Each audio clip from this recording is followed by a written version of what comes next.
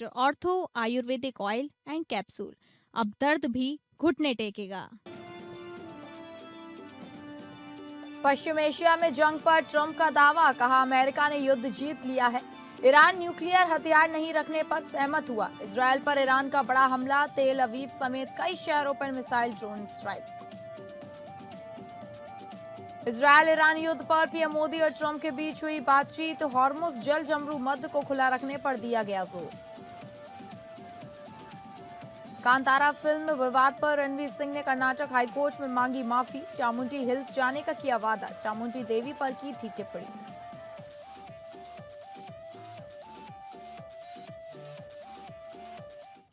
नमस्कार, हिसाब किताब के इस खास शो में मैं हूं डॉक्टर प्रसून।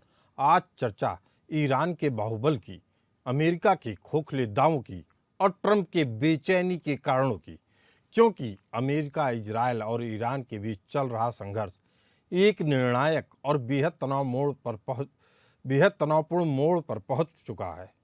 26 दिनों से जारी इस भीषण युद्ध के बीच एक ओर जहां मिसाइलों की गड़गड़ाहट कम नहीं हो रही, वहीं दूसरी ओर शांति समझौते और हार जीत के दावों ने कूटनीतिक युद्ध को और भी तीखा कर दिया है।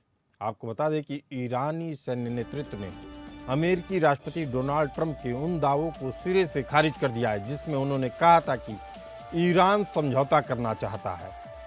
ईरानी सैन्य प्रवक्ता लेफ्टिनेंट कर्नल इब्राहिम जोल्फागरी ने कड़ा और तंज भरा बयान जारी करते हुए कहा कि अगर अमेरिका के पास वाकई इतनी ताकत होती तो वह अब तक युद्ध जीत चुका होता। ईरानी सैन्य प्रवक्ता ने आगे कहा कि आप अपनी हार और रणनीतिक विफलता को समझौते का नाम देकर दुनिया को गुमराह नहीं करें। आपके खोखले वादों और धमकियों का दौर अब खत्म हो चुका है। ईरान ने यह भी स्पष्ट किया कि ट्रंप प्रशासन केवल खुद से ही बातचीत कर रहा है, क्योंकि तेहरान ने आधिकारिक तौर पर किसी भी सीधी वार्ता से इनकार किया है। ईरानी कमांडरों का मानना है कि अमेरिका और इजरायल इस युद्ध की दलदल में फंस चुके हैं और बाहर निकलने का रास्ता तलाश रहे हैं, और अमेरिका टाइम बाई कर रहा है इस तरह की बातें करके, ताकि वह हमला करने के लिए फिर से नए सिरे से शुरुआत कर सके। वहीं अमेरिकी अखबार द वाशिंगटन पोस्ट और न्यूज एजेंसी एसोसिएटेड प्रेस जैसे संस्थानों ने ट्रंप के उस दावे पर संदेह जताया जिसमें उन्होंने कहा था कि ईरान के साथ बातचीत में बड़ी प्रगति हुई है। वॉशिंगटन पोस्ट ने सरकारी अधिकारियों के हवाले से लिखा है कि संपर्क केवल प्रारंभिक और खोजपूर्ण है, जबकि राष्ट्रपति इसे एक बड़ी सफलता के रूप में पेश कर रहे हैं। जब ट्रंप ने कहा कि बातचीत चल रही है, उसके ठीक बाद ईरान ने इजरायल पर मिसाइलों की बौछार कर दी, जो दावों और जमीनी हकीकत के बीच के बड़े अंतर को दिखाता है। द गार्जियन के एक लेख में इस युद्ध की तुलना बोअर वॉर से की गई, जिसमें एक खोखली जीत बताया गया। मीडिया का मानना है कि अमेरिका इस युद्ध को खत्म करने के लिए कोई स्पष्ट रणनीति नहीं ढूंढ पा रहा है। दूसरी ओर अमेरिकी राष्ट्रपति डोनाल्ड ट्रंप ने व्हाइट हाउस से यह घोषणा करके सबको चौंका दिया कि यह युद्ध जीता जा चुका है। ट्रंप के बयानों में जीत का आत्मविश्वास और कूटनीतिक दबाव दोनों नजर आ रहा है। राष्ट्रपति ट्रंप ने जो अभी तक उनके अंदर आत्मविश्वास नजर आ रहा था, जो युद्ध के पहले दिन था, अब वह आत्मविश्वास खोता हुआ दिख रहा है। आपको बता दें कि अमेरिकी राष्ट्रपति ट्रंप का कहना है कि 3 हफ्तों में एयर स्ट्राइक ने ईरान के शीर्ष नेतृत्व और सैन्य क्षमता को इतना नुकसान पहुंचाया कि अब एक बदला हुआ शासन महसूस हो रहा है। ट्रंप ने संकेत दिया कि ईरान ने परोक्ष रूप से तेल और गैस से जुड़ा एक बड़ा उपहार अमेरिका को दिया है, जो भविष्य में शांति की राह खोलेगा। ट्रंप ने पहले ईरान के बिजली घरों को तबाह करने की धमकी दी, लेकिन अब बातचीत का हवाला देते हुए कार्रवाई को 5 दिनों के लिए टाल दिया। इजरायल ने अपना रुख साफ कर दिया है और कहा है कि ईरान में सत्ता हस्तांतरण तक हमला जारी रहेगा। जहां अमेरिका बातचीत की ओर झुकता दिख रहा है, वहीं इजरायल के तेवर अभी भी आक्रामक हैं। इजरायली प्रधानमंत्री बेंजामिन नेतन्याहू ने स्पष्ट कर दिया है कि जब तक ईरान की परमाणु क्षमता और उसकी मिसाइल शक्ति पूरी तरीके से खत्म नहीं हो जाती, इजरायल के हमले नहीं रुकेंगे। आज भी इजरायली वायुसेना ने तेहरान के सैन्य ठिकानों पर हमले किए, जिसके जवाब में ईरान ने तेल अवीव पर मिसाइलें दागी।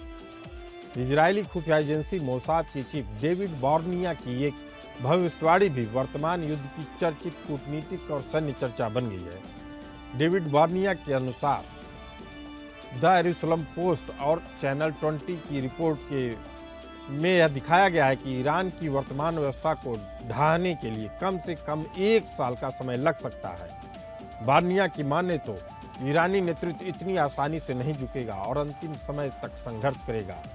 ईरान को पर्दे के पीछे मिल रही रूस और चीन की तकनीक और खुफिया मदद भी युद्ध को लंबा खींच रही है।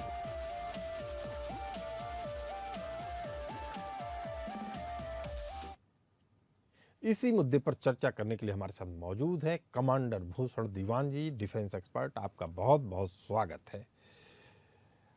भूषण जी, पहला सवाल यही है अपने पास कि जो परिस्थितियां अभी दिख रही हैं उसमें मोसाद के चीफ बॉर्निया ने कहा है कि यह युद्ध कम से कम 1 साल लंबा खींचेगा। क्या यह बात अमेरिका को मालूम नहीं थी या शुतुरमुर्ग की तरीके से रेत में अपना सिर बालू में डाल लिया था उन्होंने? जी धन्यवाद प्रसून जी, जय हिंद। पहले तो मैं आपको बता दूं, अमेरिका इस युद्ध में घसीटा गया है, पूरी तैयारी से नहीं उतरा है और कई प्रेशर है, उनके डोमेस्टिक प्रेशर है, यूज लॉबी का प्रेशर है और जो रूलिंग लॉबी वहां पे है अमेरिका का प्रेशर है। और बात यह है कि देखिए, इजराइल के हवाले से तो ये इच्छा है कि ये साल चले ताकि ईरान पूरी तरह तबाह हो जाए, पर अमेरिका जो फंस चुका है, हालांकि इतनी दूर से आया हुआ है, उसको डायरेक्ट नुकसान कुछ नहीं है, पर उसकी साख जो है लाइन पे लगी हुई है और साख गिरती जा रही है। जिस टाइप से ट्रम्प स्टेटमेंट करते हैं, डीलिंग कर रहे हैं और युद्ध को कोई किसी भी नतीजे पे नहीं लेके आ पा रहे। भूषण दीवान जी, सबसे बड़ा सवाल है कि जिस तरीके से दावा किया जा रहा है कि ईरान की सैन्य क्षमता को 90% तक ध्वस्त कर दिया गया है, ये ट्रम्प का दावा है, लेकिन ईरान के पास वो कौन सी ताकत है जो उसे अभी भी युद्ध के मैदान में अजय बनाई हुई है? जी बहुत अच्छा, बहुत अच्छा प्रसून जी। उनके पास देखिए, पहली बात तो ये है कि पूरी जो पर्शियन गल्फ है 100,000 किलोमीटर की, जो जेडब्ल्यू मर्च के अंदर जाते हैं तो 200 किलोमीटर का चौड़ाई का रास्ता 1000 किलोमीटर तक पूरा पूर्वी तट किसके हाथ में है? उस पूरा शोर जो है, किनारा जो है, वो ईरान के हाथ में है और उसके ऊपर उन्होंने सुरंगें बनाई हुई हैं और वो सुरंगों के अंदर उनकी फैक्ट्रियां हैं, उनके वो लॉन्च पैड हैं, तो उनके पास जखीरा है। और अभी भी रूस उनको सपोर्ट कर रहा है, बिल्कुल। चीन सपोर्ट कर रहा है, बिल्कुल। कारण क्या है? देखिए, रूस बोलता है, मिस्टर ट्रम्प, 4 साल आपने उकसाया यूक्रेन को, अस्त्र दिया हमारे पर खिलाफ, अभी हम नहीं इसको रुकने देंगे। और ईरान भी जो है घुटने टेकेगा नहीं, जिसके आपने शिया दुनिया के रहनुमा को आपने मार दिया, मेरे परिवार के लोगों को आपने मार दिया, मैं चुप नहीं बैठ सकता। हम एशियन सिविलाइजेशन है, 2500 साल पुरानी सिविलाइजेशन है, घुटने पे नहीं टेकेंगे, हम मर जाएंगे, घुटने नहीं टेकेंगे, यही हो रहा है। और सेकेंडली क्या है, उनका संरचना भी देखिए ना, उनकी आईआरजीसी जो मेन पावर है वो 31 धड़ों में बटी हुई है, हर कोई इंडिपेंडेंट अपना काम कर रहा है। तो ये अमेरिका के लिए बड़ा भारी चैलेंज है। और अमेरिका के लिए भारी चैलेंज तो है डॉक्टर कमांडर भूषण दीवान जी, लेकिन सवाल है कि ईरान के पास भी समझौते के अलावा विकल्प क्या है? क्या वह अंतिम दम तक लड़ेगा? सत्ता में परिवर्तन नहीं होगा? बिल्कुल अवश्य ऐसा ही होगा, और ऐसा ही होगा। और कारण क्या है? देखिए, मैं बता रहा हूं आपको, ये वैसे तो अमेरिका, चीन भी नहीं चाहता युद्ध खत्म हो और अमेरिका की नाक मिट्टी में रगड़ी जाए और इसको सपोर्ट कर रहा है, और अमेरिका भी, रूस भी कर रहा है, और रूस मोराल से भी और पैसों से भी कर रहा है, अस्त्र भी कर रहा है। और आप देखिए ना, बड़ी भारी बात, रूस का जो ऑयल प्रोडक्शन है इतना बड़ा है तो सऊदी का है, तो रूस को तो फायदा ही फायदा है। अगर वॉर चलता है, मैंने तो चलाया नहीं, रूस ने चलाया नहीं, चलाया आपने है। जैसे ऑयल पर बैरल दाम बढ़ता है तो रूस की इकोनॉमी अच्छी होती है। और सेकंड थिंग बात ये है कि ये तो अमेरिका ने तो शुरू से दिखा दिया है कि अनरिलायबल व्यवहार रहा है उनका। अभी साफ कह रहे हैं कि 5 दिन का जो उन्होंने मोहलत ली है वो तैयारी के लिए, दोबारा अटैक करने के लिए। तो ये तो और इसके साफ जाहिर होता है कि अमेरिका जो है, आपने शुरू में कहा, पूरी तैयारी से उतरा नहीं है, कमजोरी दिखा रहा है अमेरिका अपनी। तो इस कमजोरी दिखाने के टाइम ईरान क्यों चुप बैठेगा? ईरान क्यों मानेगा? हाँ, हो सकता है एकदम तबाह हो जाए, देखी जाएगी, पर एकदम तबाह होने के लिए बड़ा मुश्किल है। वो ग्राउंड फोर्स से उतारने की बातें कर रहा है, 2500 मरीन्स आएंगी और बड़े दुख सख्ते में आ जाएंगी। क्यों? ये इराक नहीं है, 3-4 गुना बड़ा क्षेत्रफल है, 9 करोड़ आबादी है, पहाड़ी इलाका है, ये इराक जैसा समतल नहीं है, ये जा नहीं पाएंगे, बड़ी मुश्किल होगी, बहुत ही मुश्किल होगी। और ऐसे में कर्नल दिनेश शर्मा जी हमारे साथ जुड़ चुके हैं डिफेंस एक्सपर्ट के तौर पे। युद्ध के जैसा कि मोसाद की चीफ बार्निया ने भविष्यवाणी की है, जो कि इस समय चर्चा में है कि यह युद्ध पूरा 1 साल खींचेगा, उसके बाद ही ईरान घुटनों पे आएगा।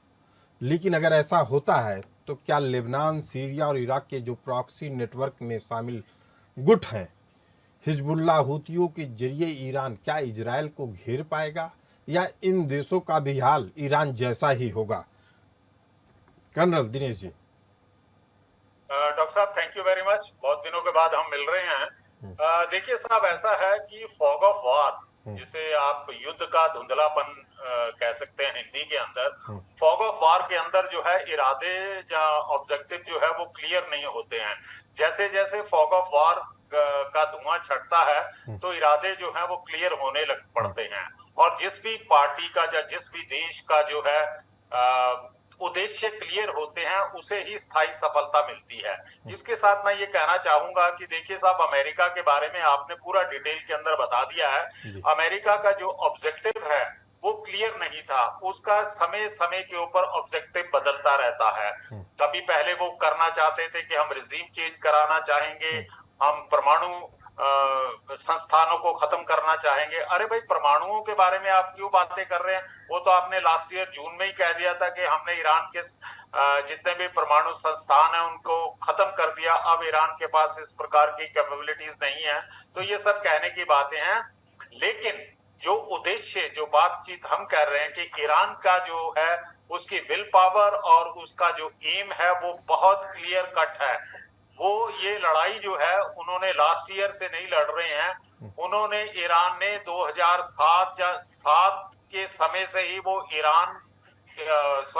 अमेरिका की लड़ाई करने के तरीके की वो स्टडी कर रहे हैं, और उनको ये पूर्व ग्रह था कि किसी ना किसी दिन जो है हमारे कर्नल दिनेश शर्मा जी, एक चीज साफ आपसे एक लाइन में समझना चाहेंगे, क्या अमेरिका वास्तव में इस थका देने वाले युद्ध में, कभी न खत्म होने वाले युद्ध में फंस चुका है, उससे निकलना चाह रहा है, या केवल ईरान के नामो निशान को मिटाने के लिए इस तरह का नाटक कर रहा है? बड़ा सवाल है जी। जी डॉक्टर साहब, इस समय अमेरिका जो है वो एक रेस्पेक्टेबल एग्जिट लेने की कोशिश कर रहा है, क्योंकि उन्होंने युद्ध शुरू करने से पहले जो है ईरान की शक्ति का आंकलन जो है वो ठीक से हुआ नहीं था। लेकिन इस समय अमेरिका जो बार बार कह रहा है कि हम अगले 48 घंटे के अंदर ये नहीं करेंगे, फिर आप 5 दिन का जो कहते हैं कि हम 5 डेज के लिए जो है उनके ऊपर हमला नहीं करेंगे, लेकिन साइमल्टेनियसली आप उनके ऊपर हमला कर रहे हैं। इस समय जो है America by hook and crook जो है अपना आपको एक विजेता घोषित करने के साथ साथ वो इस युद्ध से दूर होना चाहता है, क्योंकि अभी बार बार स्टेटमेंट्स आ रही हैं कि ईरान के साथ हमारी बातचीत हो रही है, जबकि ईरान आउटराइटली कहता है कि हमारी अमेरिका के साथ सीज फायर के ऊपर या किसी नेगोशिएशन के ऊपर बात नहीं हो रही है। और आपका लास्ट पॉइंट जो है, देखिए साहब, ऐसा है कि सूनर और लेटर जो है युद्ध का अंत होगा, और युद्ध के बाद जो है डिप्लोमेसी जो है दोबारा से अपना काम करना शुरू करेगी। चलिए, इस समय जो है कर्नल साहब, मेरा भी आकलन है, हालांकि यह आकलन मैंने 12 फरवरी को ही लिखा था अपने सोशल मीडिया अकाउंट पे, कि इस युद्ध के बाद शायद जिस राष्ट्र को हम समझते हैं ईरान के तौर पे, राष्ट्र की वह भूमिका ईरान नहीं निभा पाए, शायद राष्ट्र के तौर पे ईरान का वजूद न रहे। उसके कुछ कारण थे। चर्चा कर रहे हैं अमेरिका इजराइल बनाम ईरान युद्ध की, जिसमें लग रहा है कि अमेरिका फंस चुका है।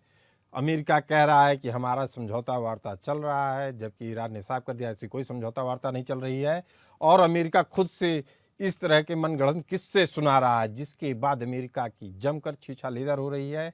और अभी ताज़ा बयान सामने आया अमेरिकी रक्षा मंत्री पीट हेगसेथ का, जिन्होंने कहा है कि राष्ट्रपति ट्रंप ने ईरान पर पूरी ताकत से सेना को हमला करने की छूट दे दी है। उन्होंने कहा है कि बम के जरिए ही हम बातचीत करते हैं किसी भी देश से। बड़ा मैसेज है। भूषण दीवान जी, जिस तरह का मैसेज देने की कोशिश की है अमेरिका ने दोबारा कि हम बम के जरिए बातचीत करते हैं, अमेरिकी रक्षा मंत्री का बड़ा बयान आया है। इसके बाद क्या लग रहा है कि वास्तव में जो बात ब्रेक से पहले मैं कह रहा था कि ईरान का वजूद खत्म करने पे तुला है एक राष्ट्र के तौर पे अमेरिका और इजराइल, आपको इसमें कितनी सच्चाई दिखती है? देखिए, तुला तो है, पर सक्सेस मिलेगी कि नहीं वो तो समय बताएगा। सक्सेस मिलना मुश्किल है। देखिए, जब तक आप अपनी फौजें उतारते नहीं जमीन पे, तब तक आप ये नहीं कह सकते आप जीत गए। और फौजें उतारने में अनुभव हम जानते हैं। वियतनाम में क्या हुआ, अमेरिका को हार खानी पड़ी। अफगानिस्तान में क्या हुआ, हार खानी पड़ी। और साथ में ये है कि ईरान के अभी तो मेरी समझ में क्या करेंगे, जो बातें कह रहे हैं कि पहला तो ट्रायल क्या है, ट्रेलर क्या है, खर्ग आइलैंड पे कंट्रोल करने की कोशिश करेंगे। जो यूएसएस ट्रिपोली और एक और जहाज आया है वहां पे, उसपे हेलीकॉप्टर, एक लैंडिंग क्राफ्ट है, हेलीकॉप्टर कैरियर कम लैंडिंग क्राफ्ट है, उससे वो खर्ग आइलैंड को 40-20 स्क्वायर किलोमीटर का है, उसको कैप्चर करने की कोशिश करेंगे। उसी में समझ आ जाएगा भी इतने इसमें कितना दम है। खर्ग आइलैंड से क्या होता है, 90% जो है तेल ईरान का वहीं से जाता है। उनकी असेट जो है पेट्रोलियम रिफाइनरीज की जो पेट्रोलियम असेट्स है वो खत्म हो जाएंगे, अमेरिका कंट्रोल में आ जाएंगे, बशर्ते ये लड़ाई में अमेरिकन मरीज जीत जाती है। जरूरी नहीं जीत जाए, ना रूस नहीं जीतने देगा, ईरान तो खुद ही तैयार है। वहां पे ग्राउंड अटैक अलग चीज होती है, बमबारी अलग चीज होती है, कंट्रोल करना उनको असेट्स को बड़ी अलग चीज है। तो तुला तो हुआ है, आपकी बात से सहमत हूं मैं, पर वो जीत पाए मेरे को शक है। अभी एक सवाल और उठता है कि जैसा दिखाया जा रहा है कि अमेरिका का लक्ष्य सत्ता परिवर्तन नहीं था, जबकि इजराइल का लक्ष्य ईरान में सत्ता परिवर्तन था। यह एक कूटनीति है, रणनीति है अमेरिका इजराइल की कि इजराइल को ज़्यादा एग्रेसिव दिखाया जाए, अमेरिका को कम एग्रेसिव दिखाया जाए, लेकिन दोनों का लक्ष्य एक समान है कि ईरान को दुनिया के नक्शे से समाप्त कर दिया जाए।